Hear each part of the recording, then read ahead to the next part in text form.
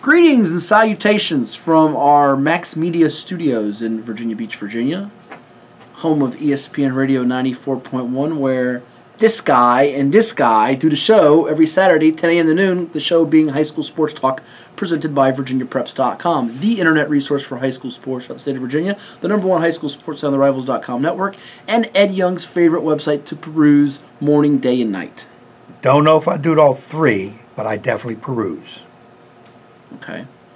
Well, we move along and discuss the Friday night happenings in high school football and peek ahead to what's on tap for next week. We'll also sprinkle in some statewide stuff, too, for all you viewers out there in VirginiaPreps.com land and internet land and YouTube land and wherever you're watching this, on your couch, in your house, in your car, in your swimming pool. That would be bad. Don't watch your swimming pool. You might mess up your electronics. So, Yeah, don't drop us in the water. And I tell you what, Deep Creek dropped Western Branch in the water last night, 35-0. You know what? I'm used to running clocks with Deep Creek lately. They've been getting running clocked, but I didn't see that coming. No. And the only guy that saw it coming was Jimmy because his glasses got all fogged up, and he decided to go with Deep Creek. And every now and then Jimmy gets something right, so we give him props. But 35-0, Ed. Deep Creek is 3-0. Purple Thunder is back. They're for real. Yeah, 35-0. I'm not saying they didn't think they have any chance of winning. They definitely did. They did. But you're not going to convince me 35-0, not against Western Branch. And they did. 3-0, big one coming up, with Indian River this week. Great Bridge, then Indian River. See, you're looking ahead. Don't do that. The Wildcats might bite you. It's not the coach in me talking. That's the talking head in me saying, Great Bridge is struggling. He's a talking head. Yeah, Great Bridge is struggling. So I'm going Deep Creek. And then Indian River game. Let's see where everything is. How about Damian Everett? Is he running the football incredibly well right now? We had on Coach Andre Twin on the radio show. He's 5'10", $170. He ran for 228 and 4 touchdowns on 16 carries. This guy had just over 300 yards for the season.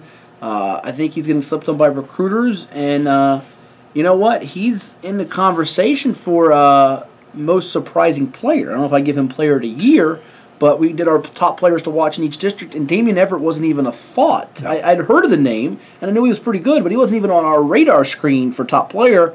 And right now, he's one of the guys in the clubhouse. You automatically put him on the list. First of all, team's 3-0, and he's good. So it doesn't matter if we heard about him. He's a preseason pick. None of that matters. It's what you do in a regular season each week, and he has proven that he is somebody to be reckoned with. And Tayshawn Jones has just been a game manager at quarterback, not forcing things and doing things, outside of his limitations. Brent Jones and Isaiah Upshur at the DB wide receiver spots, getting it done. Upshur as a safety, getting some good play out of Lawrence Claiborne at linebacker, and then Reggie White in the trenches. You gotta love Reggie White. That's a great name. I thought the big fella passed away a few years ago with the Green Bay Packers. He's blocking and getting things done in the trenches. Reincarnated as a high school player. Who would have thunk it? Reggie White getting it done. That's one of the best names out there. Although you also love another name that we shift gears to the Beach District, Nico Totti from Ocean Lakes. Ran the ball well for the Dolphins as they ended up beating Salem 24-7, and Nico had himself a nice evening in place of Tyler Browning, the starter, who was out with an ankle injury for the Dolphins of Ocean Lakes as they win at 24-7 over the Salem Sun Devils, who end up, Ed, with just 13 yards of offense outside of their 2 long runs by LaMarco Williams, Kalen Black. That defensive front with Javon Beckton headed to Georgia and Jaleel Powell, the linebacker, really clamped down well on the Salem rushing attack, and they made them one-dimensional, and Salem couldn't throw the ball. Ocean Lakes now has a bit of a passing attack, as we mentioned before, after their Tallwood win with Xander Jedlick, more balanced, more well-rounded, and just more comfortable in year 2 under Coach Joe Jones. Yeah, you had to get that first year out of the way, kind of reestablish who you are, and again, being that that program is already good tradition-wise, and those kids are ready to go at it. Joe has already put his thumbprint on that program. And Ocean Lakes, we asked the poll question on HS Sports Talk 941. Vote, vote, vote, vote, vote. Who's the favorite in the beach? Ocean Lakes is 4-0. Lansdowne's 4-0. Are we giving Lansdowne enough love, credit? They put up over 500 yards of offense.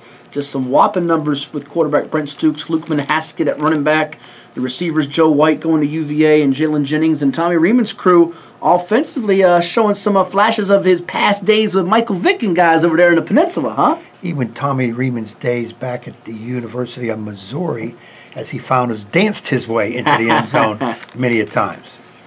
You got it. I tell you what, Lansdowne is looking really, really good right now, and they play Ocean Lakes in a couple weeks, and both defenses have given up 14 points or less every time out. Ocean Lakes has gotten behind in a couple of games early, as Joe Jones mentioned, the Kellum game, the Tallwood game, and against Salem. Their offense is humming under a new OC and Matt Lem and Chris Ramey running that defense there for them. That game, to me, as I said on the radio, can come down to the health of the running backs, because not only do you want quality, you want quantity. You want that depth, and if you have 2-3 guys, you can mix it up running the ball. Victor Jones, leading rusher for Lansdowne's been dinged up and out. Browning's been out. He should come back against Cox.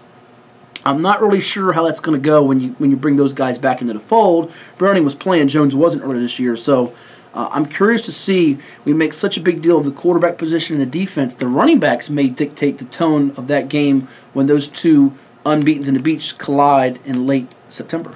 Yeah, I'm cut that coach in me doesn't want to look that far ahead, but obviously being the prognosticators as we sometimes think we are, that's if they both come in there undefeated, that'll be the game in the beach to that point, if not at the end of the year, but even at the end of the year.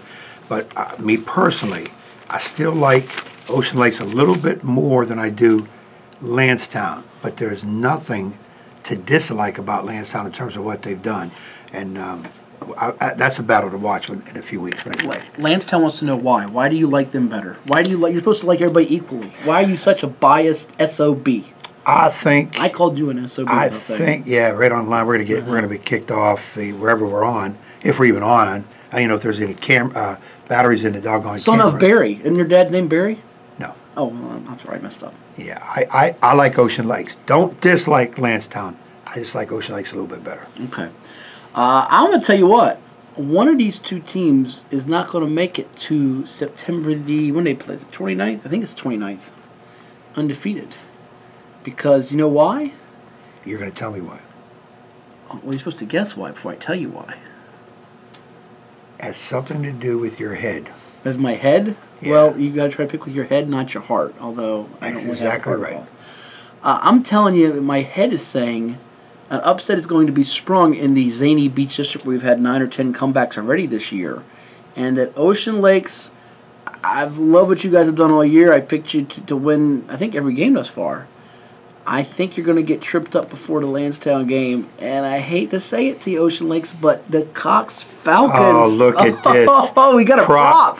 Prop master had it all set up. Hat. I think the Cox Falcons, Tavion Robinson's got 4 picks the last 3 games. The offense isn't explosive. They're not as fast or as athletic as you guys, but the defense has fixed they've ironed out some of the kinks. Coach Bill Stachelski and Jimmy DiNardo and that crew with the defense. Tackling a bit better. They beat Granby, beat Green Run, who we know how red hot they were after that Bayside game. Held them to 19 with the new quarterback Daquan Hopkins for the Stallions. And I think Leno Lester, Tavion Robinson, they're starting to get the quarterback Zach Zivna, along with Kendall Spriggins, a little bit more settled in there. I think Cox could jump out early. Robinson maybe returns a pick or a special teams player return. And Cox, the defending beach champion, says, hold on now, we're going to have something to say about this beach race before it's all said and done. And that they may well do, but... Here, how about you take the hat? No, You want to wear the hat? I'd take that hat. I'd take that hat for Bill. All right, Oh, that for old Coach look. Stack, okay. Because that's a team, but I'm not picking them to win the game. Oh, so you throw the hat on the ground and you say no? No, I wouldn't throw the hat. I'd probably give me $5-6 for this thing. I mean, You're not selling the hat? I don't get paid for this. Let me get paid for something. $5. No. Well, we'll see what happens in that game. That's one of the games to watch next week in the Beach District. Let's go over to a couple of districts. Eastern District, worth noting. I tell you what, Norcom is the only unbeaten in the Eastern District. They're 4-0. They've done it without scoring 20 points. Their defense rock solid. Another team that's given up 14 or less every game. They might be the only 4-0 team in the state that hasn't scored 20 points yet. Larry Archie's team doesn't matter. They don't mind winning the defensive struggle slugfest. Right, again, as long as you have 1 point more than your opponent when the horn blows, you win the game. And that's what Norcom's done. It also established a heavy defensive presence. Well, I think the thing that's going to help them, we'll see if they get nipped because they don't have enough offense, is they've been in close games. So in the playoffs, if your season's on the line, they're not going to flinch with that pressure. Having played Hopewell and Lafayette to the wire, and Booker T having a chance to beat them on a 2-point conversion. Granby, it's a 1-score game. So I think they'll be used to the pressure and the circumstances of we're one play away from losing, not just winning. So that could do them some good. As you know, coaches want to be tested. They don't want to win every game by 45 because then if you get in a tight game in the playoffs, how do you react and handle it? That can always be a detriment for a team, even though you do want to win and look impressive and execute properly. So I'm curious to see that. The other team that's really caught my eye is Lake Taylor. They go out and they beat Western Branch 34-26. We're singing their praises. They do great. And Hank Sler's probably going to be mad at me. I hope he doesn't get too mad at me. They lose to Freedom 58-7.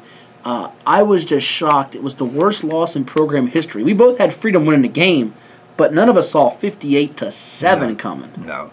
Giving up Lake Taylor defense giving up 58 in one game. 5 turnovers from the quarterback spot. The offense did turn the ball over. They were unbelievable, 62-48 over Maury. Deion Smith runs for 6 touchdowns. Malik Newton, the freshman, helps him out. Their offense was just humming. But the defense, which is that's the strength of Hank Sler. That's their cornerstone. That fast and furious, aggressive, relentless pressure on defense. They've given up 106 points to Freedom and Maury. And I know Freedom and Maury has athletes. We know about Tyquan Brown, a running back at Freedom, good. A.J. Felton, the quarterback's good. Maury's got the young phenom and Keandre Lambert, the sophomore who is Cam Chancellor's nephew. Kevin Bam Mills had over 600 yards, I think, by himself at quarterback. But giving up 106 points to those two teams, that's got to be a concern going into Norview and Phoebus, 2 teams that made the state semifinals last year. Yeah, they'll get it together. But just to see that defense give up that many points, it's unheard of. And they had some struggles against Western Branch. Remember, Brickwan Harrell had about 150 yards, and they gave up 300 yards plus to Western Branch in that game. So they've had 3 games, and their defense has not fired off with good effort yet. Maybe Norview will help cure it because Norview, while they were super explosive last year, most of those offensive weapons graduated. DJ Mack to QB to Central Florida, Kevin Marks to running back to Buffalo, Anton Tank Ashby to Norfolk State. So Norview's offense hasn't been all that great yet. They got shut out by Indian River, only 7 points to Churchland. So maybe that is the remedy for Lake Taylor. But Norview with Delton Cotton, they're going to be fired up. This game isn't as meaningful as it was the last 2 years with teams being undefeated, top of their division. But the game still has some impact for the playoff races. Lake Taylor in 4 and Norview in 5. Yeah, I think it'll be decent. I just don't think Norview has enough of the weapons that they've had in the past. And Lake Taylor could still be, upset from that Freedom. Showed it a little bit last night and can show it again, but I stick with that. Lake Taylor thinks the Titans are going to win, or Ed thinks Lake Taylor's going to win comfortably. I say it's going to be tighter. And you're not ready to lock Norview into the playoffs in 5. We locked in a few teams on the radio show Saturday morning. We locked in Salem in 5, Hampton, Indian River, and Nansemond River. Those are 4 to 8 locks from the 7-5-7. Ed's not ready to put Norview in. I am, but after that, it's jumbled up with a lot of 1-3, 1-2, 2-2 type of teams. Green Run, Princess Anne, Warwick, Bethel, Maury. Oh, by the way, Gloucester and Kickinton. You got like 7 teams at Norview. If you want to throw them in at 8, jockeying for 4 spots. It'll be fun those last couple weeks to play the in or out game. Who's in, who's out, to see who's going to get in. But Gloucester helped themselves with Isaiah Spencer the other night on Thursday against Kickinton. It was a game that they could have been saying, if you lose 2 of those games, you say, man, I'm kicking myself. I think you're out. And they lost 1 to York. Maury, PA, that could be a game that comes back to bite Maury. You can't lose too many of those games that you got to have. Right. You put yourself in too big of a hole. Well, and there's too many other games out there that you're probably not going to get on paper. Yeah. So you got to take the ones that you're as good at, or maybe you feel you're better than that team. You got to get those wins. Well, you look at Gloucester, and again, we hyped up Spencer playing so great, and he did. Cameron Walker on defense was tremendous. They've got some other guys like Lamar Beatty and Iliel Donald who are stepping up as unsung heroes, X-Factor types, if you will. Their last 2 games are Hampton Phoebus. So this next 4-game stretch, not to say they have 0% chance against Hampton Phoebus, but it's very slim, you would think. Yes. Considering they don't win at Darling Stadium very often. To win 1 or both of those games, you got to get in a stretch where you go 3-1 in a stretch of 4 games. And I think if a team can do that, say Gloucester, maybe a Maury coming up, or someone else, a Warwick or Bethel in the PD, then they really help their chances quite a bit. And Green Run's a team too. They got that big win over Bayside, but now they've lost a few games here. Tallwood, Cox, Lansetown, where you got to start saying, in this Beach District, you can't have too many of them pile up. Yeah, you want to beat your level, and then obviously try to steal a level 2 from somebody above. And if you're the best, then you got to take care of the teams below you. Yeah. But faith in them all.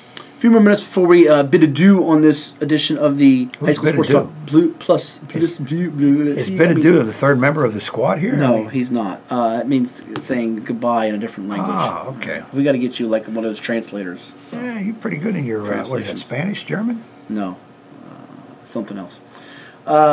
Before we say goodbye or adios. Arrivederci. It's arrivederci. No, I'm from I've heard what? Southern Italy. All right, let's just stop how here. We do that. Before people decide to click on something else. They already did. No, we're still recording. That's right. Some games around the state of note, Ed. Colonial Forge beat C.D. Hilton in overtime, 37-34, block a field goal. They were down a couple of scores in this game. Roaring back against Hilton, who got shut out in the playoffs by them. They do have a Penn State commit running back in Ricky Slade. Those are the type of games that are wild and fun to see, and for a coach, it puts your heart in your throat. And the interesting thing is that's a playoff format where the one gets a bye in their region. So they are the only unbeaten team in their region right now in Class 6. So that helps them get that one seed. It would have given Hilton a chance. I think we might see those two teams meet again in the playoffs. And C.D. Hilton, it's weird to say this, in an overtime loss, they might have impressed me more than Forge either impressed or depressed me. Is that weird to say? Because you had them ranked, and you say, I'm not sure they can go do this, and they lose last year handily, and now they're saying, all right, we can play at that level. We're not in the bottom of your top 10. We need to be in the upper part of your top 10. Does that make sense? Yeah, I kind of get what you're saying, and I feel strongly they're going to be there in the end anyways, but I get what you're saying. You just disagree? You think Forge has got some problems, or? No, I don't know. You obviously going to know a little bit more about them than what I would, but if their pedigree is with them and it comes forward, he'll figure a way to get it done, take it care of. Looking at a couple other games around the state from last night, Ed, another one that stuck out to you was Tuscarora beating Woodgrove 62-40. Stonebridge beat Madison. Westfield stayed unbeaten with a shutout of Stonewall Jackson. Westfield won in the state championship in 6 last year in Northern Virginia. Stonebridge lost in the title game in 5, and they've lost a few of those title games. I'm starting to think, I know Hermitage, Highland Springs, those teams in Richmond, I'm starting to think it's Stonebridge's year. They keep humming along even with their starting running back out. I think in football, good programs that are well built on defense and they have a culture of winning and they're used to success, they can survive that injury to where you say, you forgot that guy was even out. And Stonebridge is one of those teams that looks like, we forgot them last week in our conversation of top team in the state. We mentioned Colonial Forge. We mentioned Dinwiddie, and rightfully so, but maybe we need to start putting Westfield and Stonebridge in that mix a little more, as well as North Stafford, who put up 70 last night. Well, you're the one that does those rankings. You can't blame it on me, but I don't want people coming at me, but you're right. We got Stonebridge 1-5 and Westfield 2-6. I've always liked Stonebridge because, remember, back in the day, wasn't it almost like they played Oscar Smith? No, they played Phoebus. Phoebus every other year, it seemed like Hampton, in playoff time. So, well, again, those teams that have that pedigree history where they're pretty good, even though the personnel changes, could even be a new coach, as long as they keep that winning going, I like to go with those kind of programs. And the West teams continue to pile up points. The Stanton River and Lord Botetourt teams out in Class 3, so we'll keep an eye on that. Game to see next week, Ed. I'm going to give you, instead of giving an upset, because see, last week he teased you folks. He said he had a shocking pick in his picks. He missed one game. He said he was going to put me out of my misery. Gloucester beat Kickingham. Thank you, Dukes. You're the Dukes of Gloucester High. You are the Dukes of Gloucester High. I'm going to start singing again, not the JMU's fight song. This is what I have to endure. 1 game lead for me over you. You didn't call. Where was your shocking upset? You told the audience, our loyal listeners and viewers, a phony. You told them a fib. How could you do so? No big upset out of you. What was there was no lie. Yes, it was. I thought there'd be a big one, but I didn't see it. Well, Deep Creepy, Western Prairie. Well, you know what? You missed it. That's the one, but I didn't pick it. You're right. You missed it. That's the big one. I didn't pick it. Totally dropped the ball. I missed that one. To make a basketball, you had the ball in your hands with 2 seconds on the shot clock. Right out. Down 1, and you dropped it. You froze. That's why you don't throw the ball directly at the player you're throwing it to. Throw it so he has to go get it. The receivers pay attention. You put him in position. You lead him to the. And they're still trying to find a position. 7 months later? I hope you're back. Well, I'm not going to make you pick an upset, but we're hoping that you pick one next week. Give me the one game if you had to pay money, which you wouldn't do because you're just dirt cheap. You would go pay money to go see in the 7-5-7. I think in the state it's Blacksburg Salem next week, by the way, out there near Hokie Land. But all right, Bayside returns to action. They're at Kempsville. You're not paying to see that game, I don't think. No, at Bayside, struggling a little bit. That's going to be a needed medication for them to taking down. Cox at Ocean Lakes. That's a great candidate for the game to go see. Yeah, and of course, Mr. Hatfield wore his. It is not Cox. mine. We ended up Cox stole it out of the hat. gift shop. They're Okay. gonna send us a bill later. I like Cox, Stock, and all them. Not going to win. Ooh, are you guaranteeing an Ocean Lakes victory? Are you going to go Rasheed Wallace on us all here and guarantee? While you bite your fingernail off till I'm you have no going to fingernail left? go with Ocean Lakes for sure. For sure. I get the hunch we might have an upset. I might go out there on a limb. And I wouldn't be surprised, obviously, because it's Cox. First Colonial gave Salem a scare. They host Lancetown, and I don't think you'd pay money to see that game. Who was that again? First Colonial and Lancetown. You wouldn't pay to see that Not- game. You would pay to see Tommy Reeman dance, though. You gotta pay. You'd actually Tommy pay to something. go get on the dance floor, not dance with Tommy Reeman, but be on the dance floor dancing with a Watch, gal be near, okay. while Tommy's dancing, is what you would do. Yeah, I would. He got some moves. He does have some moves. Green Run at Princess Anne. Nah, not quite. That's an interesting game, though, for Class 5. Is that an elimination game, playoff-wise? All right, give me records.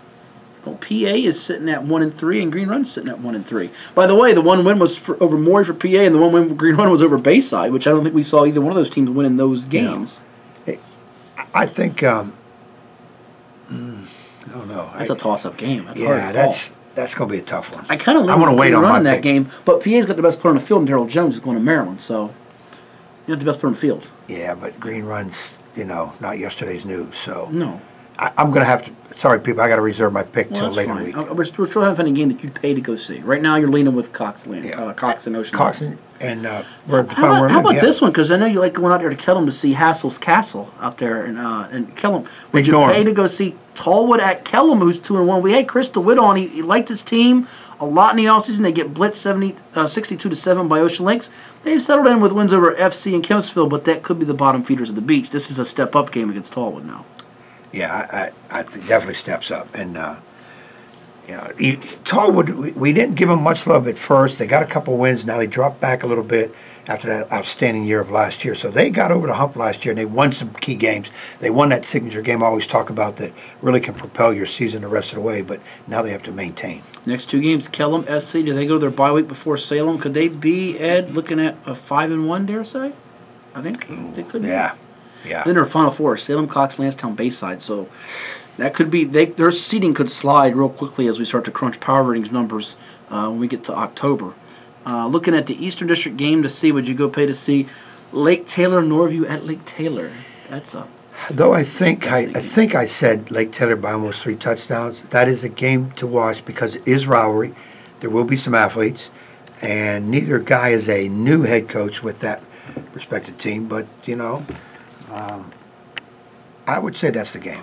Yeah, I was at that game last year, and that was a very, let's just say, eventful post game. It was the one. We won't go into it because you're going to get me in trouble. You got to go look it up. Is it somewhere? Is it on it's YouTube? not. We hit it. We hit it on YouTube. That was priceless. It was. Hank Sawyer's comment on Yeah. We'll leave it alone. fireworks. It was fireworks. And we're not talking July 4th. Oh, that was an interesting post game. Booker T. Morey. Powhatan Field, would you pay to see? You used to pay to see this basketball game. Yeah, that's the Darrow game. This is the Darrow game? Yeah, the Darrow game. Booker T. and Maury? Maury. He'll have the foam finger out, saying #1 for the Commodores, huh? You just don't know what finger he has out, though. That's the whole thing. But it's the right one. That's true. You know what? The offense for Maury against a Booker T defense has gotten better here lately. That's going to be, I'll be curious to see what kind of result we get there score-wise in that game. I would leave him Maury. Churchland plays at Norcom-Portsmouth rivalry on a Saturday afternoon. Ed wouldn't pay because Saturday afternoon he's got plans to do, so that he's not paying. And the games are so boring because Norcom doesn't let nobody score. He called you boring, Norcom? Yeah, they're not going to let nobody score. Peanut shells at him. All they do is win. You know what? Win. Go borrow some peanut shells from my dad and throw them at Ed Young. It'd be hard to get peanut shells from his dad. He don't give up them. He doesn't give them up. He will throw them at you, though. He'll throw them, but he don't give them up. All right, let's look at some other games. Wilson, Granby, you wouldn't pay to see that game. Congrats, Granby. Granby gets that one. Deep Creek, Great Bridge, you wouldn't pay to see that game. You might pay to see the Indian River game the following week. Yeah. Grassfoot at Kingsport, you would have paid to see that game last year. Right, Not last this year, but not this year. Hickory at Western Branch, you'd pay for the food. maybe not the game, because the Hawk Burgers and the Western Branch food's pretty good. You'd pay for that stuff. So I will. Yeah, I'll pay. You might go get some pregame food, then leave. That's what you would do. That's probably what I would do too. Lakeland and Oscar Smith. Remember, Lakeland hung with them early last year. This is a different Oscar Smith defense. You'd pay to see that Oscar Smith defense right now, which is in the conversation for best in Hampton Roads right now? Could be, but not against Lakeland. No, you wouldn't pay for it. No, you wouldn't pay for it. All right. So that takes care of the Southeastern District. 2 more districts to go here. Bethel and Hampton. That's a rivalry game. Went to overtime, I think, last year. Yeah. You'd have paid last year to see a Wusoo and Newsom. Yeah, that's a rivalry game, not an end of the year game, not the VV final game, because whatever. But yeah.